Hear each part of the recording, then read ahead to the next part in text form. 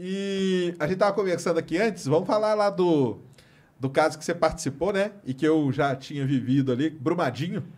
Cara, nossa senhora. Aí é pra desmonetizar, hein, galera? Brumadinho. Brumadinho, pra quem não conhece, né? Ali tem uma mina, né? Que é a mina do Córrego do Feijão, que chama. Isso. E deu aquele problema com a barragem de rejeito, né? Que a barragem de rejeito, ela arrebentou e a lama toda veio pra cima, principalmente em cima do prédio onde tinha mais de 200 pessoas, acho, né? Refeitório. No refeitório, tinha um refeitório, escritório, tudo ali. E nesse prédio aí, o prédio veio abaixo, né? Então, todo mundo tava ali, praticamente morreu todo mundo, né? Acho que era do prédio, não salvou ninguém, né? Até onde eu sei, não. É, do prédio que não É salvou ninguém. porque era 1 minuto e meio do lugar da barragem, né? Então, E eu tinha tava como. falando para eles que eu, no meu doutorado, eu trabalhei muito com mineração, eu ia e tal, e eu almocei muito naquele prédio ali, cara. pô, E no dia lá de Brumadinho, eu perdi 3 amigos que eu tinha na Nossa. área de mineração que estavam ali almoçando. E tem uma diferença, né, para o pessoal saber, para quem não sabe, tá nem sabendo o que é. Teve 2 acidentes grandes. Teve o de Mariana, que eles falaram aqui, que ele teve umas 20 pessoas, né, 19, né, que vocês 19, falaram, né, sim. mortos, que, tudo bem, terrível, mas não é tanto assim. Mas teve um impacto ambiental gigante. Para quem não lembra, a lama de Mariana chegou no mar, né? Chegou no oceano, né? chegou no Rio Doce, que levou até o oceano ali. Atrapalhou a cidade de como é que chama? Resende, no Eu tô Espírito na Santo? dúvida. Não... É em Linhares, é um distrito de Linhares Sim. ali no Espírito Santo. Isso. Que você via a lama ultrapassando. Fez o delta, né? Fez um delta, fez um leque de lama e tudo mais. Brumadinho foi diferente, cara, porque a lama era diferente, ela era mais grossa, né? Mais viscosa, Mais né? viscosa e tal. Então, assim, o impacto ambiental não foi tão grande, mas o impacto de vidas foi gigantesco, porque morreram, quantos no final? Eu nem sei quanto chegou no final. 270 e alguma coisa. Estão procurando pessoas Então, até hoje, né? Até É verdade. E 270 pessoas morreram, principalmente por causa desse prédio aí, que o prédio desabou. Aí, esse de Brumadinho, que é mais novo aí, acho que o pessoal vai lembrar. Sim, o de Brumadinho foi dia 25 de janeiro de 2019. se Eu não me lembro engano. também, porque vou contar um pouco da história, como é que foi, porque foi bem chocante assim pra gente. Eu estava no mestrado, como eu falei, e nesse dia eu tinha uma reunião que eu estava fazendo uns modelos matemáticos para poder entender como é que a epidemia de dengue ia explodir. Eu trabalhei com isso no mestrado também, estava criando um produto para poder prever isso. E aí eu recebi um tanto de ligação, assim, uma da tarde. Recebi a gente, nem era um número desconhecido, que eu não conhecia e tudo. Será que o pessoal lembrou de vocês lá de Mariana? Não era isso. Era outra coisa. Era um colega Tá. do Ximenes que estava trabalhando com a área de comunicação, né? Eu não estou lembrado agora.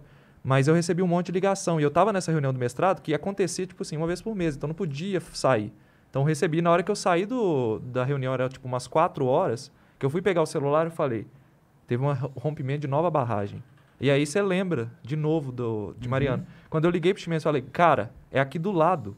Belo Horizonte é quantos quilômetros? 60? 60, 70 quilômetros.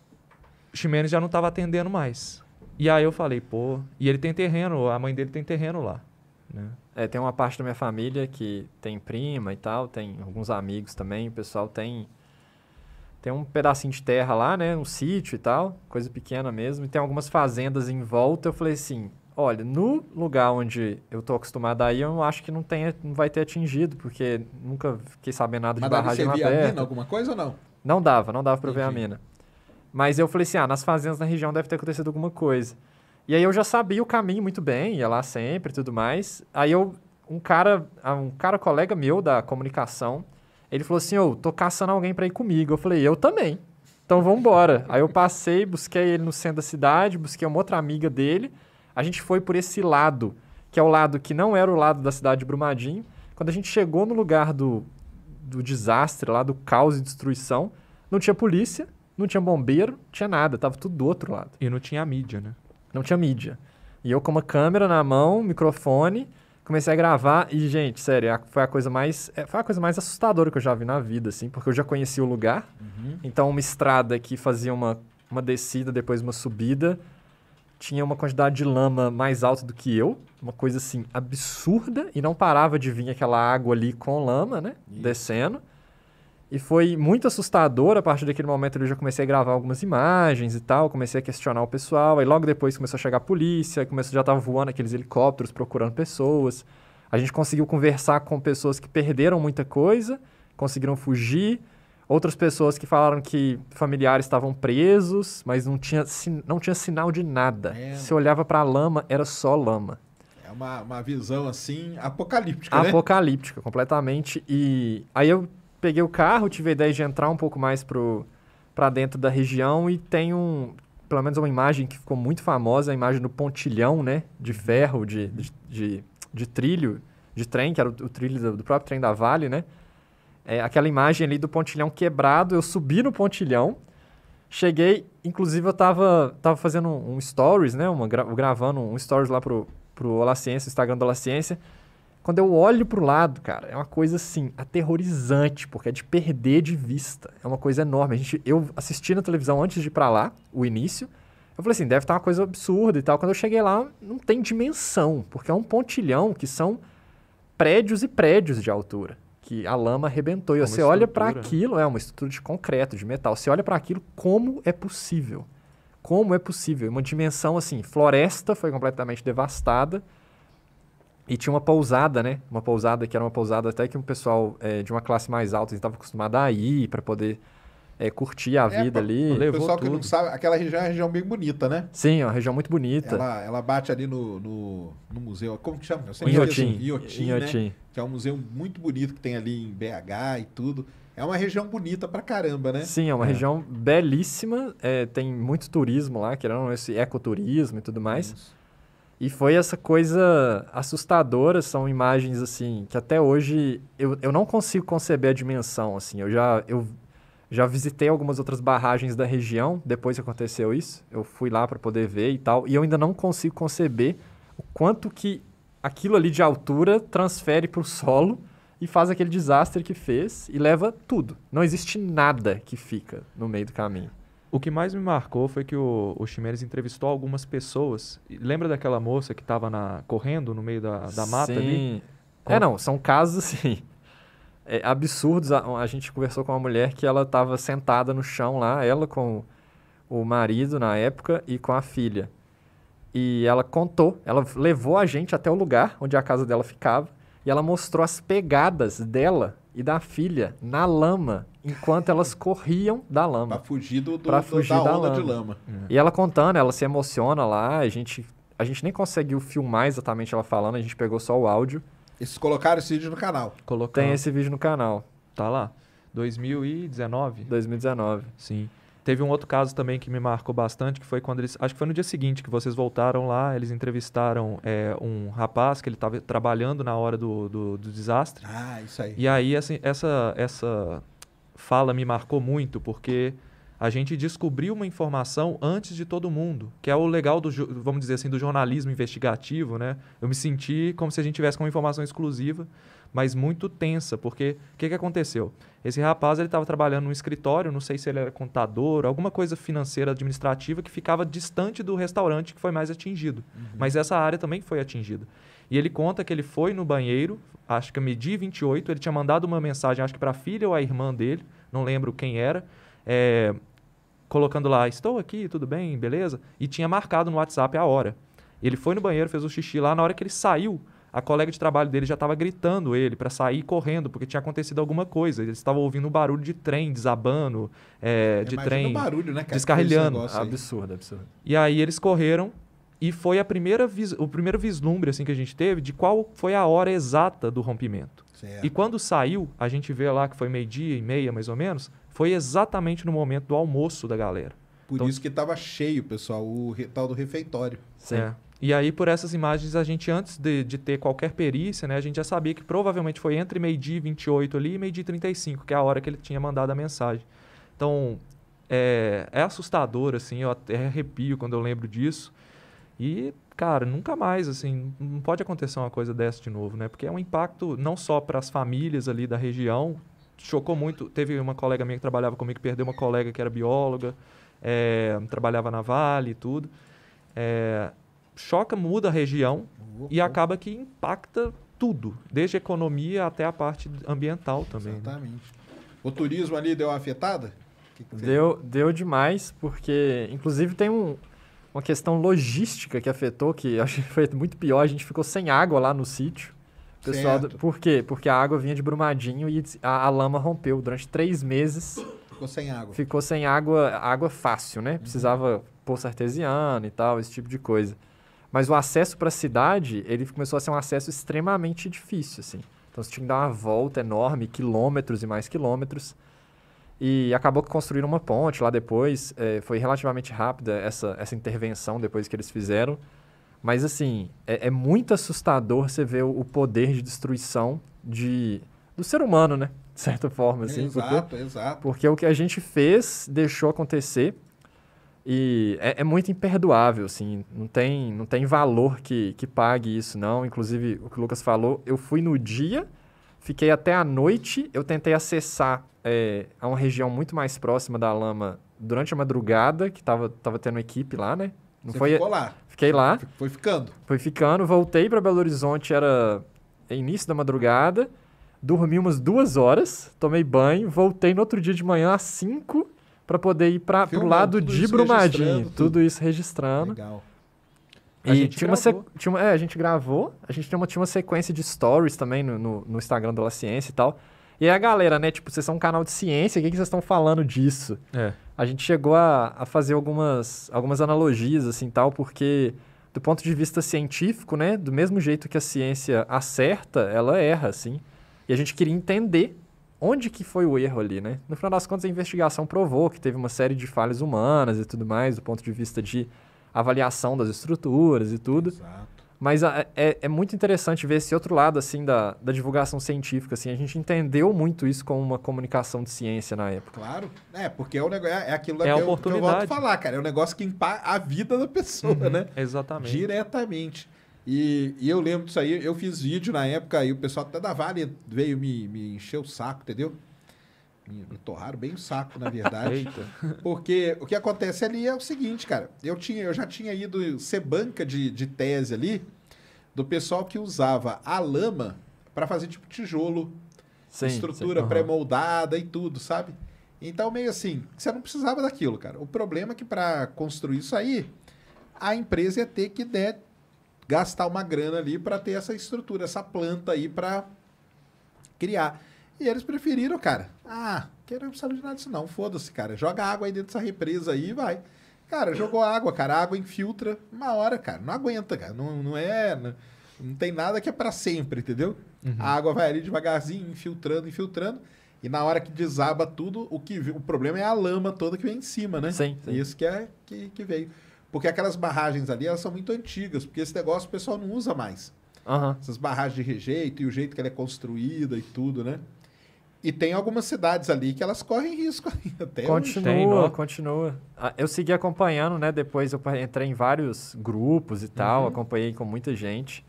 Eu conheço, tem uma amiga minha que tem... Mas aí você continua indo lá, por causa do sítio? Então, continuo. Inclusive, eu fiz um vídeo... Eu comprei um drone depois. Legal. E aí eu fiz um vídeo 1 ano depois, mostrando o mesmo lugar. Então, assim, mudou muita coisa. Ainda está completamente destruído, né? Tava, né? Pelo menos quando eu fui lá 1 ano depois. Mas hoje, quando a gente passa lá, tá tudo muito diferente. Por que que aconteceu? A informação que eu tenho, né? Inclusive, vale uma validação aí das fontes, é que a Vale comprou boa parte daquela região. Porque como destruiu tudo ali, as pessoas perderam tudo, não fazia sentido as pessoas continuarem ali. Então a Vale comprou e acabou fazendo o que ela quisesse ali para poder consertar o problema, consertar, assim, entre aspas, que não dá para consertar esse estrago de fato.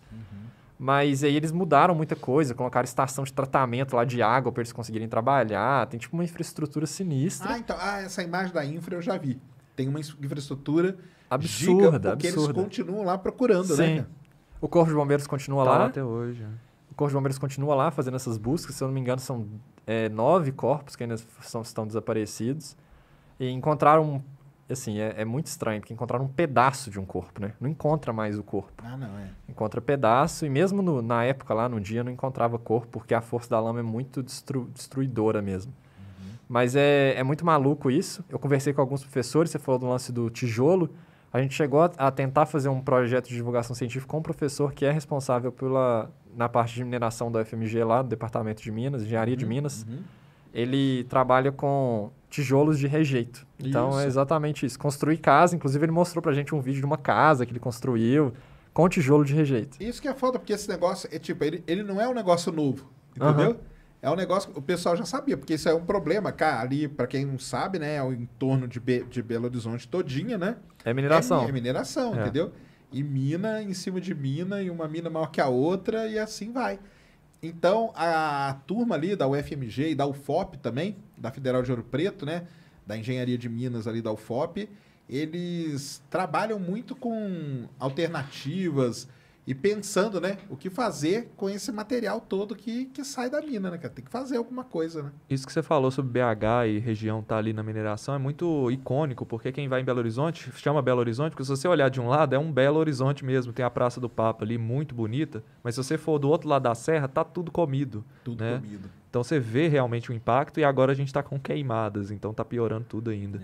É complicado. Porque ali tem Congonhas, tem a Casa de Pedra, tem ali Itabira, tem muita coisa. E Congonhas que tem uma das maiores barragens aí do Brasil, do mundo também. Então, né? essa de Congonhas aí, eu tava até falando para eles aqui. Congonhas ali, a cidade de Congonhas, todo mundo deve saber, é a cidade do Aleijadinho, pessoal, tá? Sim. Que é o que fazia lá com pedra-sabão, né? Sim. As esculturas. E tem uma grande mina ali, que essa mina que chama Casa de Pedra, que é gigantesca, né? E a barragem, além dela ser uma das maiores do mundo, ela é tipo em cima da cidade. Então tem um bairro ali, e eu fiquei um hotel ali várias vezes que eu fui para lá. E na rua tem os indicativos, cara. Fuga, entendeu? Para você sair. E às vezes você tá lá dormindo, toca a sirene, que é o treinamento de fuga, para todo mundo se encontrar naquele ponto de encontro, para sair e tudo mais. Porque e você sai assim na rua, você vê aquela barragem, assim, aquele negócio gigantesco. O pessoal fala, cara, o dia que aquilo ali romper, uma boa parte da cidade ali vai acabar, cara. Vai pro porque espaço. vai para cima. E é esse negócio, né? Você não tem como você segurar, né? Uma vez que rompeu, não tem volta. Não tem. Inclusive, tem algumas barragens que estão sendo feitas na região de impacto das barragens que podem romper. Isso mesmo. Então, a Vale construiu, eu sei de pelo menos uma, que ela construiu uma barragem de concreto mesmo, numa infraestrutura, assim, Para mitigar, né? monstruosa. É para segurar a lama quando a lâmpada vier. Basicamente é isso.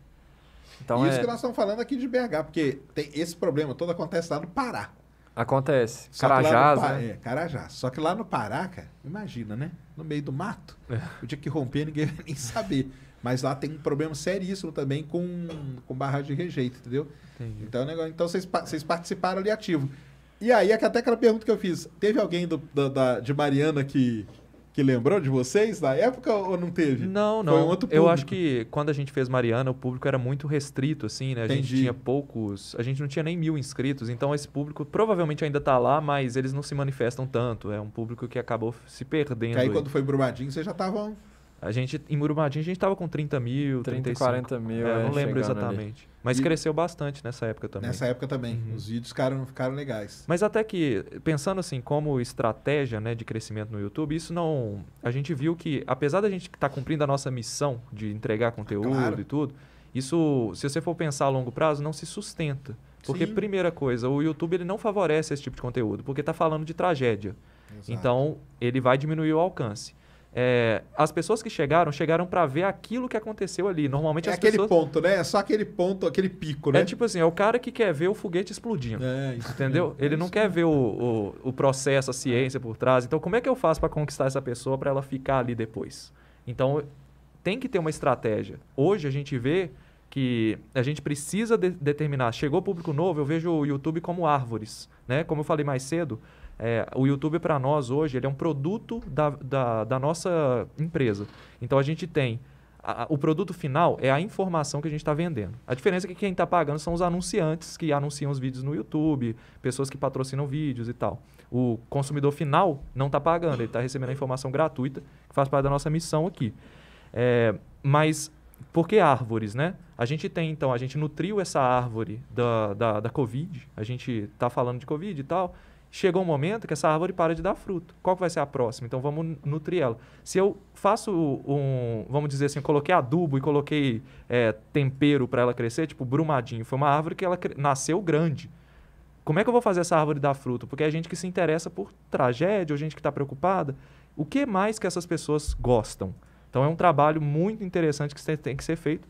E hoje o YouTube ele dá essas informações pra gente. Quem é que assistiu aquele vídeo, qual que é a idade, o que mais aquela pessoa viu. Então eu consigo diferenciar que eu tenho 2 tipos de público hoje, Sérgio. Um público de 45 para cima. Isso é fantástico, porque é difícil de atingir essas pessoas mais velhas, pelo menos na área da saúde, assim. A gente viu isso chegando com a pandemia, as pessoas querendo se cuidar. E a gente tem um público de 24 a 35 que está saindo da universidade e está querendo pegar a oportunidade no mercado de trabalho. Então, essas pessoas querem conhecimentos gerais para poder, às vezes, sei lá, curioso mesmo. E essa pessoa também quer conhecer mais para poder estar preparada para quando ela entrar numa entrevista ou num concurso e tudo, né? Esses públicos têm que ser trabalhados de forma diferente. Então, é sim uma forma de trabalho que eu acho muito legal, eu acho que empolga a gente a trabalhar, porque conhecer pessoas é fantástico. E, no final das contas, eu que queria não mexer com pessoas, né? Hoje eu trabalho com pessoas, né? Gerencio pessoas, a gente tem pessoas agora que vão começar a gerenciar outras pessoas, então isso é fantástico. Tá ensinando. Entendeu?